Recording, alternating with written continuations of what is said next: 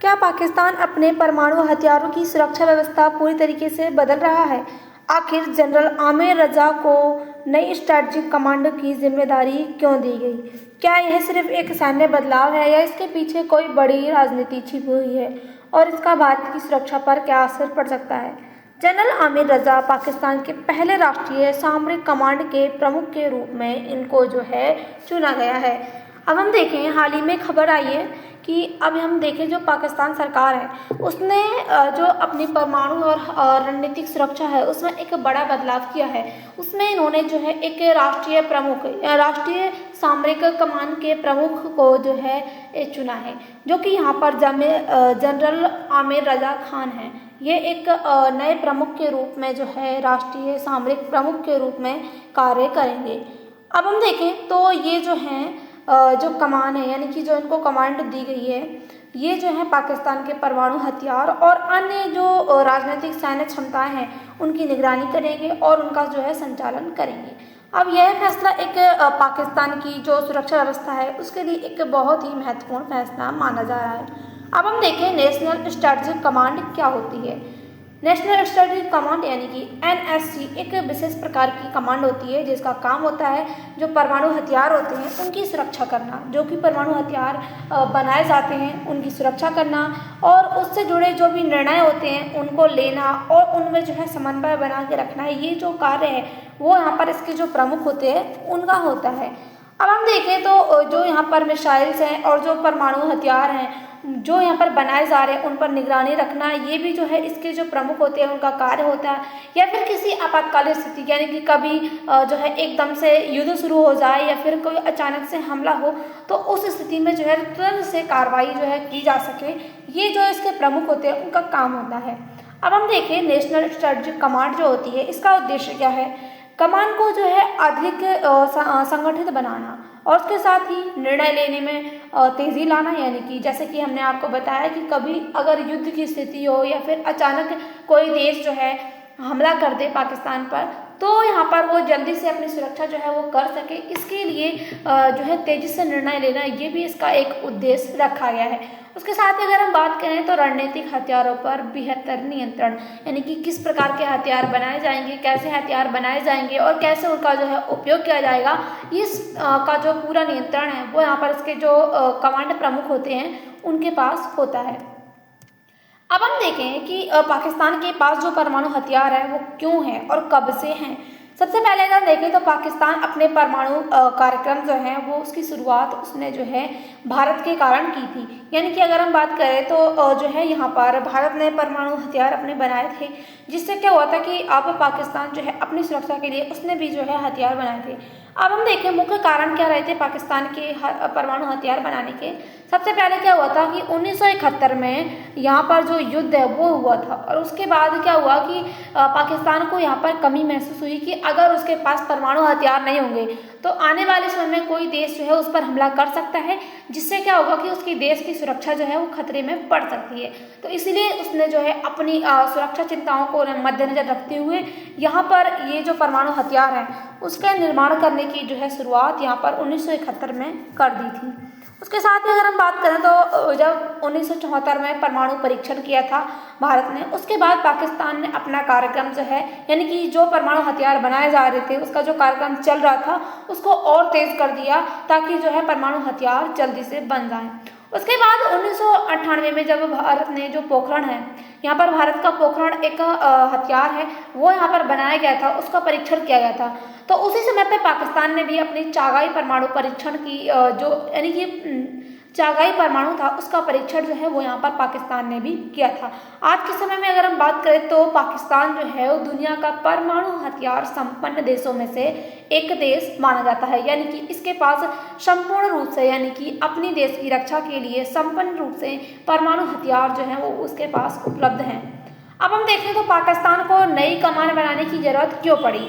सबसे पहले सुरक्षा चुनौतियाँ, यानी कि यहाँ पर जो पाकिस्तान है इसके जो यहाँ पर भारत के साथ तनाव या फिर अन्य देशों के साथ जो तनाव है उनको देखते हुए यहाँ पर पाकिस्तान ने अपने परमाणु हथियार जो हैं वो यहाँ पर बनाने की कोशिश की थी, क्योंकि अगर वो ऐसा नहीं करता है तो वो उसको ये चिंता थी, क्योंकि हमारी जो सुरक्षा है यानी कि पाकिस्तान को ये चिंता थी कि वहाँ की जो सुरक्षा है वो यहाँ पर खतरे में पड़ सकती है।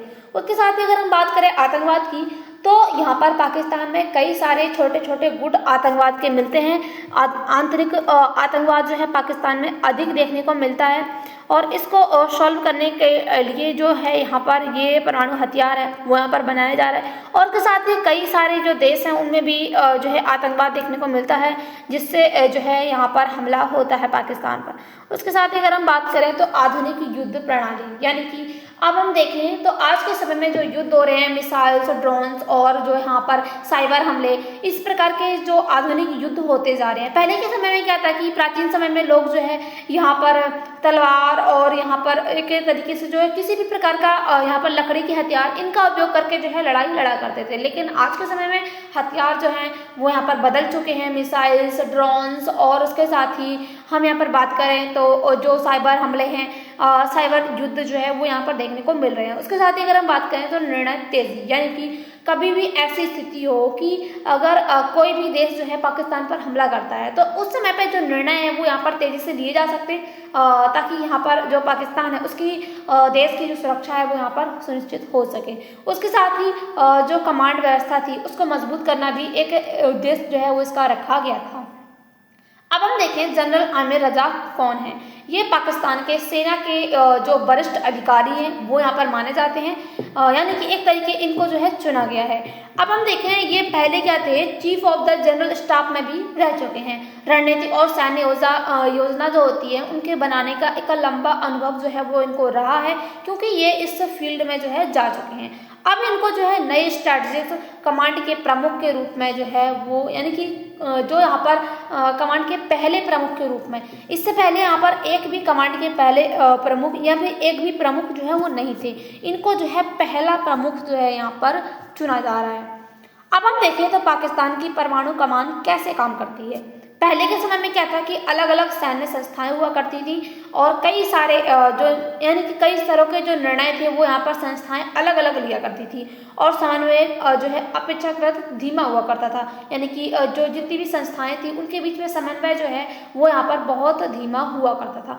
आज के समय की अगर हम बात करें तो एक समर्पित स्ट्रेटजिक कमांड जो है वो यहाँ पर बनाई जाती है, और बेहतर निर्णय इसके जरिए लिए जाते हैं। और इसके साथ ही अगर यहाँ पर कोई भी ऐसी स्थिति पड़ती है जिसमें जल्दी निर्णय लिए जाने हो तो वहाँ पर ऐसे भी जल्दी निर्णय भी लिए जा सकते हैं। उसके साथ ही स्पष्ट जिम्मेदारी भी इसके जो यहाँ पर हथियार यानी कि एक तरीके से अब के समय में यहाँ पर होता है। अब हम देखें तो इससे पाकिस्तान को क्या फायदा हो सकता है। सुरक्षा मजबूत होगी, यानी कि अगर यहाँ पर पाकिस्तान पर हमला होता है या फिर परमाणु हथियार के कारण कोई देश जो है पाकिस्तान पर हमला नहीं करेगा, ये भी यहाँ पर एक इससे जो है पाकिस्तान की सुरक्षा जो है वो मजबूत होगी, और परमाणु हथियार को बेहतर नियंत्रण जो है वो मिलता रहेगा। संकट के समय निर्णय लेने में तेजी हो जाएगी, और सैन्य समन्वय जो है वो बेहतर हो सकता है। आधुनिक युद्ध की तैयारी जो है वो बहुत ज़्यादा मजबूत हो सकती है, यानी कि आने वाले समय में ऐसा भी हो सकता है कुछ और नए हथियार जो हैं वो यहाँ पर बना लिए जाएं जो आज के समय से फीके पड़ जाएं। जैसे कि यहाँ पर पहले के समय में तलवार हुआ करती थी, तो आज के समय में अगर हम देखें कोई तलवार से युद्ध लड़ने जाए तो युद्ध जीतना जो है संभव नहीं होता है। जैसे कि यानी कि समय के हिसाब से जो है हर चीज़ में परिवर्तन करना होता है, तो यहाँ पर हथियारों में भी परिवर्तन करना होगा। अब हम यहाँ पर बात करें तो इससे कोई खतरा भी हो सकता है क्या। कुछ विशेषज्ञ जो हैं उनकी चिंताएं भी व्यक्त होती हैं। उनका मानना है कि सेना पर प्रभाव जो है इससे पड़ सकता है, यानी कि जो परमाणु हथियार है इसके उपयोग से जो है सेना पर भी प्रभाव पड़ सकता है। सेना जो है यहाँ पर एक तरीके से जो है कम सेना की जरूरत भी पड़ सकती है यहाँ पर, और नागरिक सरकार जो है वो कमज़ोर हो सकती है। हथियारों की दौड़ जो है वो यहाँ पर बढ़ सकती है, यानी कि एक तरीके से जो यहाँ पर नागरिक हुआ करते थे या जो सेना हुआ करती थी उसका कम उपयोग किया जाएगा, या फिर उसकी जो दौड़ है वो कम हो जाएगी, और हथियारों की दौड़ जो है वो बहुत ज़्यादा हो जाएगी, और गलत निर्णय लेने का जोखिम भी वो यहाँ पर हो सकता है। अब इससे भारत पर क्या असर पड़ सकता है, अगर हम देखें तो इस घटनाक्रम में भारत पर नज़र जो है वो रखना पाकिस्तान का प्रमुख उद्देश्य रखा गया है। अब भारत क्या कर सकता है? खुफिया निगरानी मजबूत करना, यानी कि भारत की जो खुफिया एजेंसियां हैं या फिर जितनी भी जगह खुफिया तरीके से जो है निगरानी की जाती है उसको और मजबूत किया जाए। मिसाइल सुरक्षा प्रणाली को जो है और मजबूत बनाना और उसके साथ ही परमाणु नीति को नियंत्रित समीक्षा करना उसकी, कि उसमें किसी प्रकार की प्रॉब्लम्स ना हो, क्योंकि अगर कोई ऐसा हमला होता है जो अचानक हो तो उस समय पर उसका उपयोग जो है वो किया जा सके। और उसके साथ ही कूटनीतिक स्तर पर जो है सतर्क रहना, ये भी एक भारत जो है वो यहाँ पर कर सकता है। अब हम देखें तो पूरी दुनिया क्यों इससे जो है चिंतित रहती है। दुनिया हमेशा परमाणु हथियारों को लेकर जो है सतर्क रहती है, क्योंकि दुर्घटना का खतरा देखने को मिलता है। अगर हम बात करें तो एक बार किसी भी जगह पर परमाणु हथियार का उपयोग कर लिया जाता है तो उस देश का या फिर पूरी दुनिया का जो वातावरण है वो प्रदूषित हो जाता है और कई सारे इससे साइड इफेक्ट्स जो है देखने को मिलते हैं। जैसे कि अगर हम बात करें तो फुकुशिमा में जो परमाणु हथियार हैं वो यहाँ पर पुराने समय में यूज किया गया था, परमाणु बम जो है, तो आज तक जो है उसका इफेक्ट देखने को मिलता है। वहाँ का पानी जो है प्रदूषित हो रखा है, वहाँ पर अच्छा पानी नहीं मिलता, वहाँ का वातावरण जो है वो अच्छा नहीं है। उसके साथ ही आतंकवादी जो संगठन है उनके द्वारा जो यानी कि एक तरीके से दुरुपयोग करने का डर जो है वो यहाँ पर एक बढ़ जाता है कि यहाँ पर जो आतंकवादी हैं वो यहाँ पर परमाणु हथियार है उसका दुरुपयोग कर सकते हैं। तो इससे क्या होगा कि उस देश का जो है खतरा देखने को मिल सकता है, क्षेत्रीय सुरक्षा का जोखिम भी देखने को मिल सकता है और वैश्विक शांति पर प्रभाव इससे पड़ सकता है।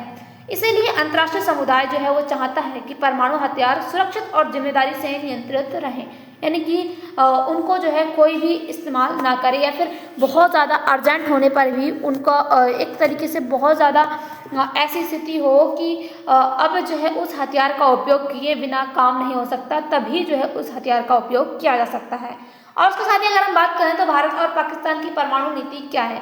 भारत जो है नो फर्स्ट यूज की जो नीति है वो यहाँ पर अपनाता है, यानी कि कोई भी देश जो है वो यहाँ पर भारत पर हमला करेगा उसके बाद ही भारत जो है उस परमाणु हथियार का जो उपयोग है वो यहाँ पर करेगा, क्योंकि भारत का मानना है कि भारत जो है पहले किसी भी जगह पे जो है परमाणु हथियार से जो हमला है वो यहाँ पर नहीं करेगा।